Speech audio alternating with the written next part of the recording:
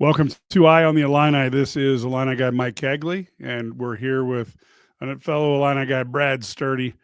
Folks, we'll hope my internet streams well. Down here in Texas, we are being hit with our second night of tornado watches and warnings. It's a little bit freaky here. We're going to talk today a little bit about how high school basketball recruiting is taking the spotlight. We were trying to keep up with various guys that the Illini coaches were looking at. But Brad, I want to talk to a conversation with you, get your opinion. But I had the benefit of watching several 5-stars over at EYBL in Memphis. And trust me, the 5-stars are great athletes. But when you think about what you can get from a portal transfer who's got a couple years of college experience, weightlifting, college coaching, it is easy for me to see why coaches, especially, programs like Illinois that have big time NIL budgets, it's easy to see why you kind of focus more on the guys you think can be one and dones or darn close, because you're looking at transfers that can come in and be Terrence Shannon Jr., and that's just not fair to ask of a high school kid. Oh, no question. I completely agree. I mean, the 5-star kids can come in and make that immediate impact. We saw that this year, Kasparas Jakachonis, and you saw Will Riley come in. But even Will had struggles at times, and so did Kasparas. So then instead you bring in a fifth-year guy like Marcus Damas the year before, who didn't even – wasn't on the radar of a Big Ten school coming out of high school, but he has 4 years of weight training, played in college game, knows the game, and now he's ready to play. So I think that's really hard to recruit high school kids unless they're willing to come in and play a small role and develop. That's really what they are, unless they're a 5-star kid, like say. But if they're, top 100 kids, I mean, there's some kids out there I love this weekend, but I'm like, are you going to be an impact guy from day one? Maybe. And some of them aren't. They're just not. Right. I mean, it's just reality. So it's very intriguing. You can see why people are so enamored with the portal. Coaches are. Yeah, and you can get better quickly, and you know what you're getting. And even with a 5-star, we can all list off 5-stars who weren't that good. Yeah. Yeah, and you think you're getting like all that in the bag of donuts, and you get the bag. And that's so. To me, I can see where it's almost like the way the transfer portal is won, it's almost disconnected the high school basketball recruiting game to where the coaches, they look at a very select few and then wait around to see who's going to get better and need to go to a better program. Yep. And that's the thing. Like, I had one, and it was an Illinois coach. I actually talking to her coach, and he said, yeah, we'll recruit him out of the portal. We're not going to recruit him out of high school. We'll recruit him a little bit, but we don't really want him yet. We want him after he transfers.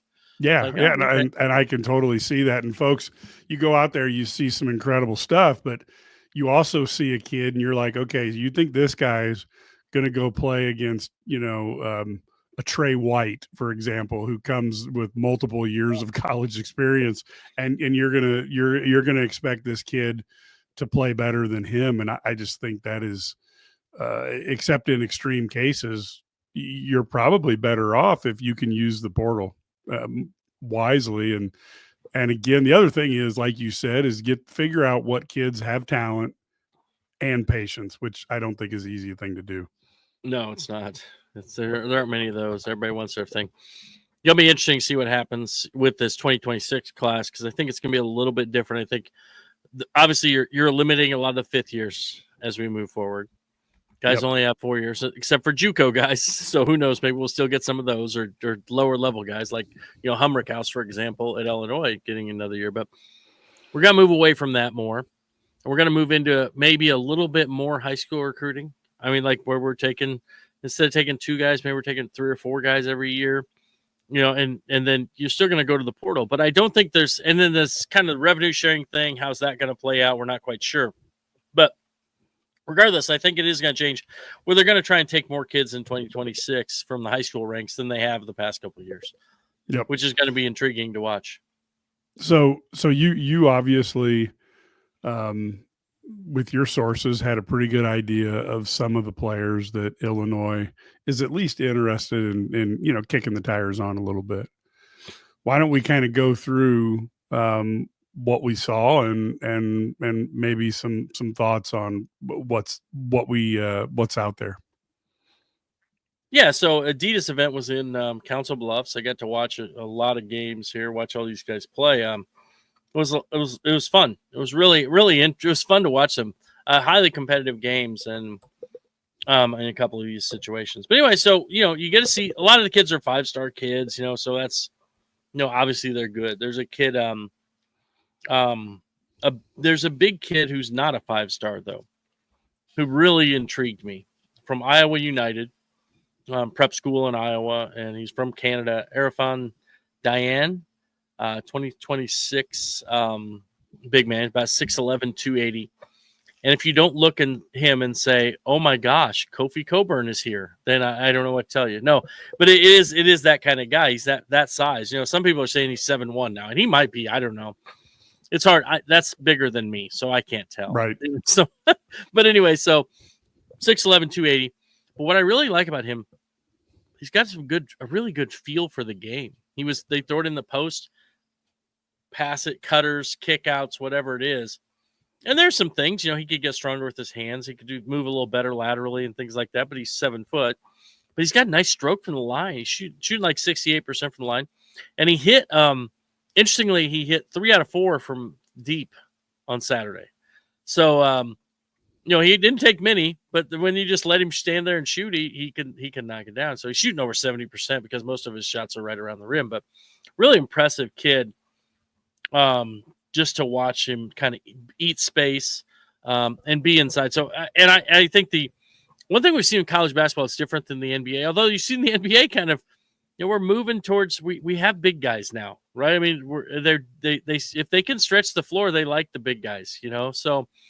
But I think college size really does matter, and you see teams have a big guy. They have guys who can contest shots, who can rebound and do things, and I think we've seen that a lot. Obviously UConn did pretty well with their big guy 2 years in a row. But so I think that he's a guy who could come in, and I think he's multi-year guy in college, but really impressed me a lot. And he's only ranked. Some people have him barely inside the top 100, and he's better than that. So. That was my first guy that kind of stood out for me. Yeah, and big guys are unique. We saw down in Kofi's program, the Wrens, there's a guy, Javon Webb, who I don't think he's any taller than 6'8", and he doesn't score much, has 6-8 points a game, but defensively is a monster. And it was interesting to watch how he could actually control the pace of a game. He played against Mengo and the PSA team the Cardinals, and this guy had 7 block shots, had multiple rebounds. I don't know that he's going to be big enough to have impact in college, but it was interesting to watch how a big man, when he was in the game, nobody could score on the inside, and then when he went out, all of a sudden it was layup line. So it is interesting that I think coaches are starting to see that you definitely have to have a big man who can protect the rim. And I think Illinois' got a couple this year, but it'd be nice to see them continue that down the line. Yeah, that's it's it. I love guys like that who just impact the game on both ends. Yep. So it's always fun. The other thing we always love, we always talk about how you win in the big is guard play, right? I saw some great guards this weekend. One guy was, I tell you what, one of my favorite guards of the whole weekend. And I don't think Illinois has a shot. I know they're trying to recruit him. He's a 5-star kid. You know how 5-star kids, there's like, I've talked about this. I wrote about this before, Mike. I talked about high school play hard and college play hard and the different levels. Like the guys who play hard. One thing I'll say is like Illinois had a couple guys. Like I felt like Ty Rogers and Morez Johnson were 2 guys who played harder than everybody else on the circuit. Yep. Maybe didn't have as much skill, but imagine if you had a 6'5" guard who had high skill levels, and he played like that. And you'd have Caleb Holt, kid out of the South. He's got all the SEC schools. Illinois obviously would love to have him. He was fantastic to watch because he got after it defensively. He tacked the glass. He just had a high motor. I love those guys. This is so much fun to watch. But a couple of guards in Illinois, I think, has put in a lot of time on, or Taylon Kinney, goes by Tay Kinney from Wildcat Select. Now Kentucky's all over him. Everybody's all over him. He's like a 6'3" point guard. He was fantastic. He has ability.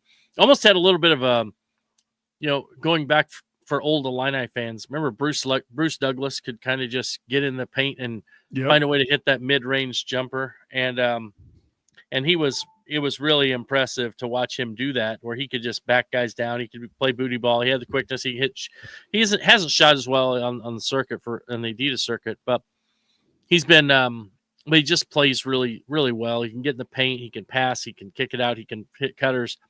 But he can just kind of back you down or take you off the dribble and score at the rim, use his physicality. So he was really good for Wildcat Select. He played against a guy named Darius Bivens, who played for Washington Warriors, and that was a great matchup. Kinney hits an and one down the stretch to give them a 1 point lead, and then Bivens comes down and hits this circus scoop shot and makes it. It was like to win the game. It was like, wow. I mean, it's like sometimes you just tip your cap, right? Another guy from New Heights that I thought was, from an athletic standpoint, was just one of those guys. It reminded me athletically of like Draven Gibbs Lawhorn, had that kind of athleticism. Darren Rippey Jr., who was from New Heights. And the thing about him also is that he can shoot it. He was hitting shots off the dribble. He can just get to the rim. Had a couple times where he saw a seam and went down the lane, he dunked it. He's 6'1". He's throwing down dunks in traffic, and it was really impressive to watch him play. I mean, he has nice vision as well. I think he's a guy who probably could, he just needs a little more polish, but I think they don't play him on the ball enough. Maybe, I'd like to see him, see what he does with the ball, because he got other guards who handle it. So he has to share time at the point, but it's really impressive to watch his athleticism just kind of stand out. He's a kind of one of those guys, but he's really tight handle. He was impressive as well. So guard play, that's what you're looking for. You want those guards, and then we can talk about wings. How tall was Rippey? About 6'1". But when he's 6'1", but he also goes and throws it down in your face, so it's pretty athletic. Right. So yeah, he was impressive. He did some really good things. Those are elite. Him and Kinney and Holt and even the Bivens kid. They're very, very high level guards. So I think Rippey physically is the guy who's most ready to go. Tay Kinney, I think, would be a good player. I think that he's a lot of talk that he's going to end up someplace like a Kentucky or something like that. But I think Rippey's in a really good place. Illinois has done a really good job with him. Orlando Antigua, obviously, New York area ties over the years, and gotten some pretty good players out of there for the Illini. Yeah, and of course, from the guard standpoint, I got a chance to see Dylan Mingo, 5-star. I think he's ranked number 9 by one service. It's interesting because you hear the IO comparison with him and his size. He is a legitimate 6'5" in his shoes. You go. I do the stand next to him test because I'm like 6'3" in shoes, 6'2.5" in shoes, and this guy's clearly bigger. The thing that he did that reminded me of IO was he was when they needed a bucket, he would get the ball whether from the wing or if he was playing point guard, and he would pressure the hoop. And what I thought he did that was really interesting to me was he was willing, when the defense collapsed on him, he was willing to hit the open man on the jumper, not go up and try to get fouled or force the action because he was just wanting to get a shot off. And I thought that was interesting. The other thing I think was that he did that impressed me was his ability 3 times against good competition to steal the ball in the open court and make another guard look stupid. Again, I mean, I've had it done to me. You get pickpocketed and you're like, oh man, but he's doing that to guys who are really good, not people like me. So I thought that was really good. And with a 5-star, of course, you're talking a guy who Antigua, has, again, East Coast connections. But Jeff was there watching him, Jeff Alexander. And I thought this kid reminded me either of Io, also reminded me of a player out of Dallas right now by the name of Spikes, who's going to Tennessee. But this one, Mingo was a couple inches taller than a guy ranked, in the top 30. But Mingo's a couple inches taller and a little more athletic. So I thought he was a guy that Illinois could also see being a guy who can make a difference pretty quickly. Yeah, he's an instant impact guy, I think. The one thing about him, you talk about the Io comparison. He's a little bit more shifty. Yes. Than Io, yes. right? Yes, he is. Io had that straight line, where he could, if he gets going, he's fast as anybody going downhill, gets going. Yep. Mingo's got a little bit more, like, I don't know, shake and bake type thing. His crossover did. Yep. He broke some ankles. And when you get to this level. That was just your ankle watching. Yes, it was right? yes. And I went down on the sidelines and people helped me up. No, I don't blame you. So now let's go through some more guards. I wanted to get your opinion. It was unfortunate. I was on a jam schedule because I had a lot of work commitments as well. So over in Memphis, I only got to see Devin Cleveland for one game, and he tweaked his hamstring. And so the one game that he didn't score like 25 points, that was the game I saw. 6'1", and you know who he reminded me of? He reminded me of a shorter JJ Taylor. He plays outside, he dive bombs, and then when you come out and guard him, he goes around you. Yeah. He's a really talented kid. Maybe I'd like to see him in a system where he is used, differently, maybe, but he's a really talented kid, no question about it. You have him and and obviously two of those guys are leaving, but the big three in 2027, when you have Jackson Davis and Devin Cleveland and why am I drawing a blank? Bolingbrook, Davian Thompson. So you got those three guys that are obviously kind of the big three, but I think Thompson had like 41 one game, didn't he? Didn't he go off for 41? Yeah. But so I think it's interesting to see how they're going to develop. Jackson Davis is more of he's just a polished point guard, really handles the ball well, does a great job with that. He helps set those guys up. That's why those, helps Davian Thompson score. But, Cleveland's on the fire. The other two guys play for Mean Street. So it was fun to see them match up. But Cleveland, I think we'll see what happens with him. I know he's got some connections there. I thought he would grow. I thought he'd be a little taller. I really thought he would grow more.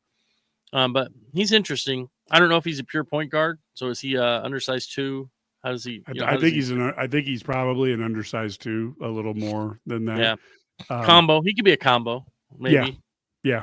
The guy I wanted to get your feedback on, because I was really impressed by him, but I just don't know at 6'5" where you play him. He is thin. Lincoln Williams. Mm-hmm. Man, can he shoot? I mean, he has a stroke and he takes good shots. He and Mingo were two of the better players I saw. Thompson's another one, but boy, Williams was impressive.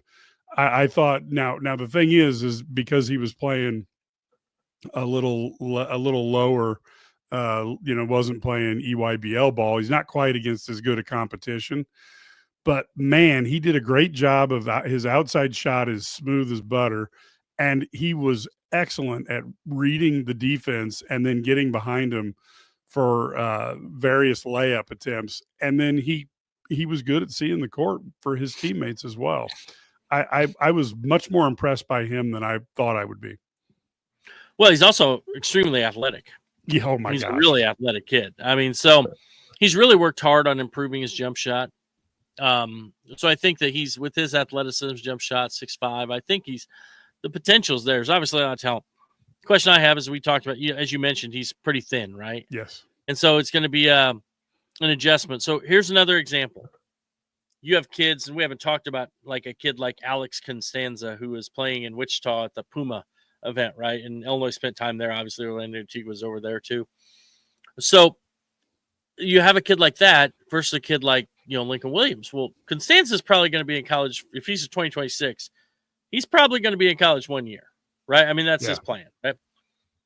And so Williams, I don't think he's a one and done type guy. So if you can get two of those guys to come in, and Williams understanding I'm going to play behind him for a year.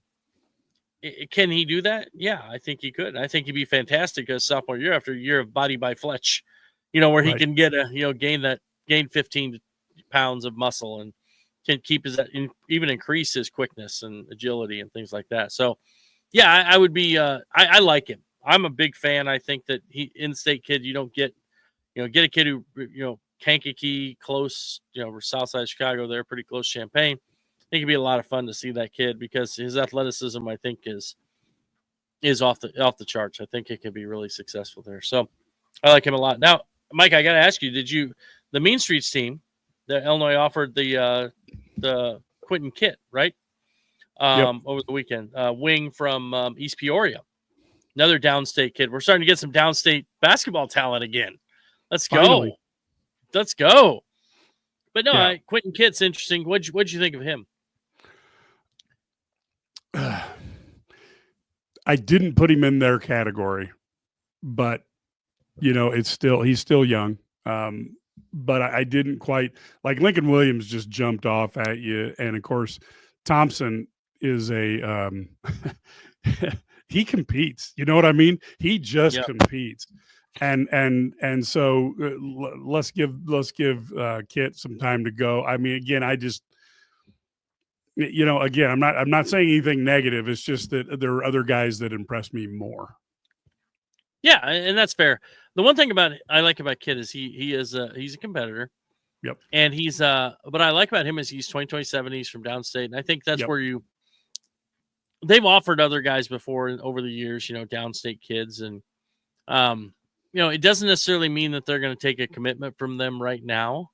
But I think you want to make sure you're in the mix in case this kid continues his development. Because his progression from last year to this year is fantastic. He's really grown up as a player. I think he's gotten a lot better. So I think that's always fun when you see a guy like that. So pretty cool to see a young kid like that. And I think he's obviously got to be pretty excited about getting the Illini offer.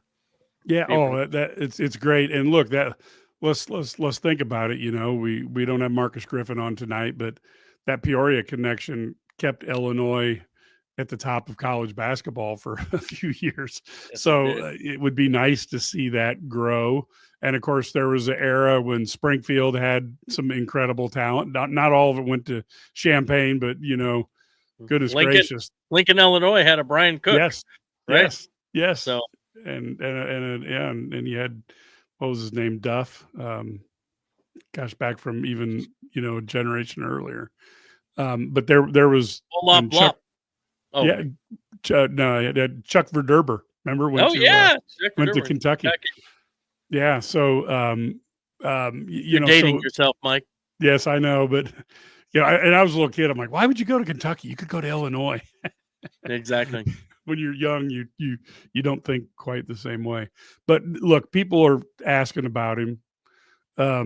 Costanza. That's the name that people have heard.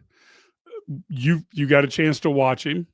What are your thoughts? Give him maybe a description and kind of what you think he brings to the table.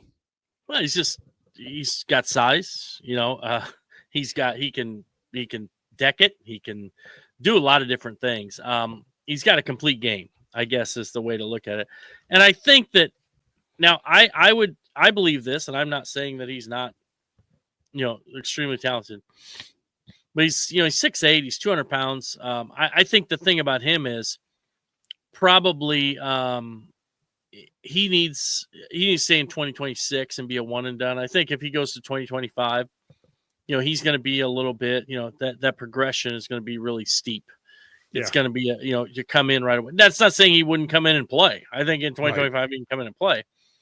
But I like him because he can shoot it, he can deck it, he can do a lot of different things.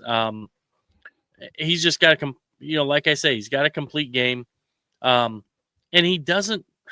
The thing is, the one thing I'd like to see him more is I would have loved to seen him be on maybe the EYBL, right, or something like that, because I think we'd see more of him, or more. We'd obviously get more opportunities to see him on different things. But no question, elite talent, and he's one of the highest ranked players in the league he's playing on. I think he could be a 3 down the road. Okay. I think he could also be a 4 in college. He's 6'8", 210, 205, 210, whatever he is. And he can also use his strength. He can post you up. So he does a lot of really, really good things. He's really athletically. How was he? He's plenty athletic, especially at 6'8". So it's he's plenty athletic. I don't really have. I mean, honestly, he's kind of one of those guys. I think he's going to be an instant impact guy in the class for 2026. He'll come in, probably be a double-figure scorer as a freshman. I mean, that's what I think. A lot of people have compared him to Will Riley, and I don't. He's obviously a lot bigger than Will, thicker already. I think he weighs more than Will now, but he probably doesn't have the offensive game package that Will Riley has, because Will's just a bucket, right? And Costanza can really score, but it's different. It's not like he doesn't have all the things. I will say I did watch a guy, Adam, Umaduch or whatever his name is, the kid from out east, played with Wildcat Select. He had a couple of Will Riley moves. With Will everybody thought he was traveling when he'd sweep that ball across. It was like a fake, and he faked both ways with the ball. It looked like he was fine. His feet weren't moving, but it looked like they were. He did the same move, and I was like, wow, that looks like Will Riley. But he's a kid from Wildcat Select. Really, really good shooter, scorer. I think he's scoring about 18 a game, shooting 55% from 3 over 2 weekends. So really impressive kid. Another kid he played with, Tay Kinney. I like him. He's lower ranked, but he's rail thin. And he's 6'5", but he can shoot it. He can deck it. He's got some good. Needs to get stronger. That's the kind of player if he's willing to come in and come off the bench for a year and then develop behind like a Costanza or something, then he could be really good too. So, but I'm a big Costanza fan. I think if Illinois can get him in 2026, man, that's a big time addition. So I hopefully they're able to do that. I think they're in a good position. So if he does stay in 26. Yeah, he's one of the guys that people really are excited by. I know his physical, Will Riley was amazing, but you had an opportunity here for him. This guy comes in, built better than Will Riley, and you saw how successful Will was, and yes, he will be. If he does come to Illinois, he'll change his name to Alexi. And Costanzovic is as good, or Costanjovic might be the other way to go. Yep. It's awesome. Everybody's, yes. I mean, I am Bratislav Sturdovic on Twitter now. So I just had a guy from Kentucky, one of the Kentucky sites, message me, I love your new name. I said, well, so, and I just rebranded our podcast. The Ilanovich guys. There you go. They have, another kid, I mentioned another wing. Yes. It's fun to watch. Very intriguing. Was Bo Ogden from Texas. Of course, down in your neck of the woods, Mike. His dad is is at Texas. He's the general manager. Long time, like he's been there for like 17 years or something like that. Texas grad. So hard to see him not going to Texas. But he hasn't committed yet. But this dude's a bucket. He makes shots. He has this he does the same move all the time. He did some booty ball too, but I love this he has this little jab step move. He just jab steps. They'll get a switch, get a bigger guy, and jab steps, and they just rise up and steps back and shoots it. Never even dribbles. Just that jab step gets that defender to give him just a little bit of space, and he goes up and shoots. So fun to watch him. You can tell he's really skilled. Obviously, a coach's kid, as they say, Right. For real thing. But so it's hard to see him not going to Texas, but I guess there's always a chance. Yeah, Maybe if he changed his look name at Brian Bogdanovich, Cardinal. if he changed his name Bogdanovich, you just never know. Yeah, and look at Brian Cardinal. That's true. Thanks for reminding us. Yes, exactly. The older Illini fans are now unhappy with me, but just kind of came to my mind. Any other players that are out there that you wanted to touch base on for fans to kind of think about? No, it's always the other thing. It's always interesting to see who Illinois offers out of the period, right? I mean, so you've got, we've talked about some of those guys already, but you look at Anderson Diaz as a 2027 kid from New York that they offered as well. UCLA also offered, so he played for the. You watch him? He played for I think he plays for the Wrens as well. So it's just really he had against the Expressions Elite. He had 21 points, 5 steals, and of course they were there and watched it, and so really impressive. And he's a guy who really also is a really good defender. So he had a really good Saturday, and so Illinois offered him, so that's fun. We mentioned Quentin Kitt. Also getting an offer. So good to see these guys get these offers. And I don't know how this works. There's a guy, another 2027 was from St. Louis, Scotty Atkinson. Illinois talked to him. He posted that they re-offered him. So I'm trying to figure out what that means. I don't know what that means. So did they offer it and take it away and then give it back, or did they just tell kidding? him? Psych, you've got an offer still. Shoot. Well, so by the way, can we let's talk golf recruiting, right? Yep. Did you see Dane Huddleston, the WAC golfer of the year, and is coming to from Utah Valley?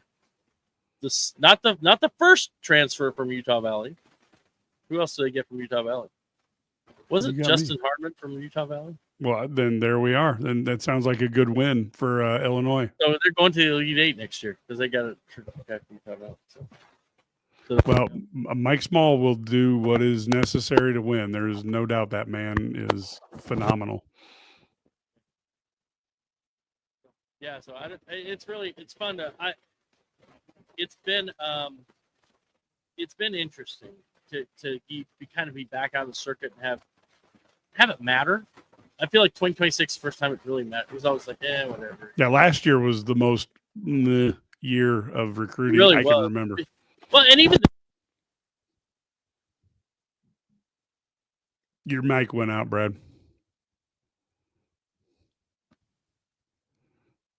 We're going silent, Brad, right now. What's going on here?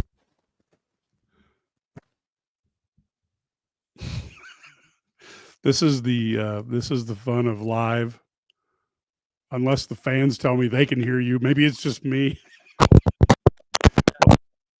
Started to hear you a little there. Started to hear me now?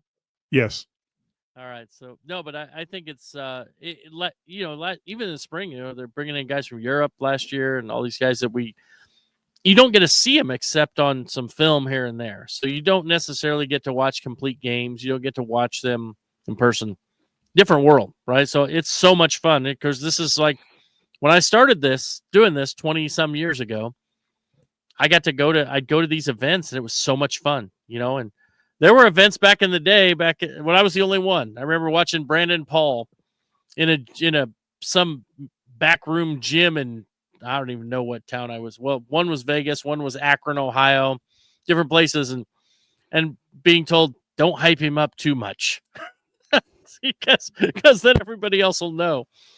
Now it's different, everybody sees everybody, so it's a little bit different animal. So, but yeah, I remember where will they be next week, Brad? I mean, because next week is another week that the coaches will be out there. No, they're not. They're not. They're not. Not. But the EYBL is in Kansas City. Okay. So if you're in Kansas City, you can grab some barbecue and go watch Nike EYBL teams all the way through Monday. So they got Friday through Monday there. So that should be fun. And then it kind of shifts back, and there's 2 open weekends in June, but they're high school weekends, mostly. Riverside Brookfield has a great shootout. I love Mike Reingruber runs a great event up there. Always fun. I won't be there this year for the first time in a long time because my daughter's getting married. Oh, sweet. I have to go to my wife's making me go to that. You know how it is. Did you not give her the schedule? I should have. Well, it was, sorry, honey, can't be there. But no, but yeah, so there's that. And then there's the Section 7 event. Illinois will be out in Phoenix at Section 7. They love that event. And then there's, there's a big DMV live out East Coast. I think a lot of these guys will be there. They're recruiting now. So yeah, there's a lot of great events in June. Even some local, like I said, Riverside Brookfield's a great local event to go through. There's one in Rockford has one the following weekend, which is good. Has some good teams. So yeah, it's a lot of fun to see all these these guys live. And then, of course, July becomes all the final weekends. They go out and they're going to be at the Peach Jam. They're going to have the Peach Jam's really wild this year because they got it's 2 weeks. They have their preliminary games, then you got to make the Peach Jam, and then you have the Peach Jam itself. So it's like a 10 or 11 day event. I can't remember exactly, but it's like 10 or 11 days. And then, Under Armour have theirs. I think they're in Chicago. And then, you got Adidas and you got the Pro 16 Puma. So all kinds of stuff, man. And it's just like old school. It's just like back in the day. So it's a lot of fun. Yeah, I really miss the years that Dallas had a tournament in EYBL. They've lost their shine or something, but it's Memphis seems to have stolen that weekend, and I kind of enjoyed driving that 30 minutes to the game versus 6 hours. Exactly. Well, I mean, I used to go up to enjoy the game up in Waukegan, or that area. Even Waukegan had an event too. In addition to this, we were enjoying the game that place up there. It was great. I mean, it's just so close. And we go over to Indiana for events over there in the Pacers, athletic field house as it's known. It used to be over there. Yep. Big events there. So yeah, it used to be much closer. So it seems like I got to drive more, putting miles on my car. But that's okay. Yes. Yes. So we don't have too many questions from the fans tonight. Is high school recruiting still a thing? And we talked about that early on. It's not what it used to be. And we can certainly see why coaches decide, hey, I'm going to go ahead and focus on the portal, because you can get a guy who's got maybe not as much athletic talent, but 2 years of, working out and college coaching and college training, and they come in and they're used to playing against that level. And sometimes they can make the same difference as a 5-star and maybe be a little more consistent. But yeah, high school recruiting has changed a lot since Brad first invented it. I don't know if invented's the term, Mike, but yeah. No. Yeah, it has changed. I mean, it was different because you used to get all your team because transfers had to sit out a year. So you couldn't really live on the transfer portal. You could take transfers, but you better have some guys coming in from high school ranks to help you. So definitely weird. But yeah, and so we're going to see a graduation and gradation college universities between those that take players, develop them until they transfer, and those that have the bags to buy the transfers once they're developed. I think we're seeing that already. Yeah, that's what we're seeing. I'm hoping it'll shift back to being more developmental guys than before. I really would like to see that. I was actually talking to one of the Illinois assistant coaches about this, and they were like, they kind of hope that it gets a little bit more like it used to be, where you can actually recruit high school kids. Because let's be honest, last couple of years, you couldn't really. It was hard to recruit a high school kid. I mean, with the portal the way it is, including the spring. I mean, because where are you going to put them? If you're bringing in, guys like you have a guy. Illinois brings in a guy like Stojakovic who averages 20 points a game. What high school guy are you getting in college? Right. What high school guy are you getting who's going to come in and be a 20-point per game scorer? There aren't many, right? I mean, how many freshmen come in? Yeah, I think that we saw that with Dame Sarr. You got a guy who's I mean, literally one of the better players in Europe, and you got Stojakovic. That's not a hard choice. I'm sorry, No. it's not a hard choice. And I love Demesar. Yes, I exactly. mean, I think he's fantastic. Thing about him is even Duke didn't pick him. They picked Cedric Coward, right? Because he's like 42. So they went with the old guy. But then when Cedric Coward said probably going to stay in the NBA draft, what do? Well, now they're going to go get Demesar. Yeah. So feel bad for Kansas missing out on him, right? Yeah, well, it's Bill Self seems to have lost his golden touch, the Midas touch. Nick, because everybody's paying guys now. It's well, part of the thing. I You're not agree. the only one. You don't have to have a secret bag. You just have a bag. Yes, exactly. Well, and that's I don't know. I'm gonna take the other side. I don't know that it's ever gonna go back to the way it used to be, because if I'm a guy like Lincoln Williams, there's a couple paths I take. One is I can go to Illinois and I can say, okay, I'm going to try to really target my second year, or I can go to an ISU or a smaller school and then work my way up. And I just think that makes high school recruiting very, very different than what we've seen in the past, because like even look at Illinois' freshmen this year. Will they both, will the two studs be here next year? We don't know.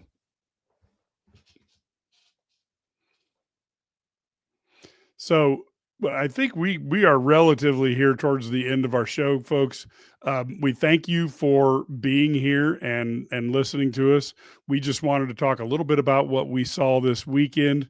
It was a lot of fun out there. I ran into some Illini fans and, had an opportunity to see some of the coaches, and even Ty Rogers was there watching and supporting Mean Streets. So it was cool to see that. But if you're out and about, there's a chance that you could run into myself, Brad, or Ked out on the recruiting trail. If you see somebody in Illini. Pardon me? Don't let that turn them away. Yeah, exactly. Don't let that turn you away, and come up and say hi. It's always fun. I got stopped by somebody who wanted to know what an Illini guy was.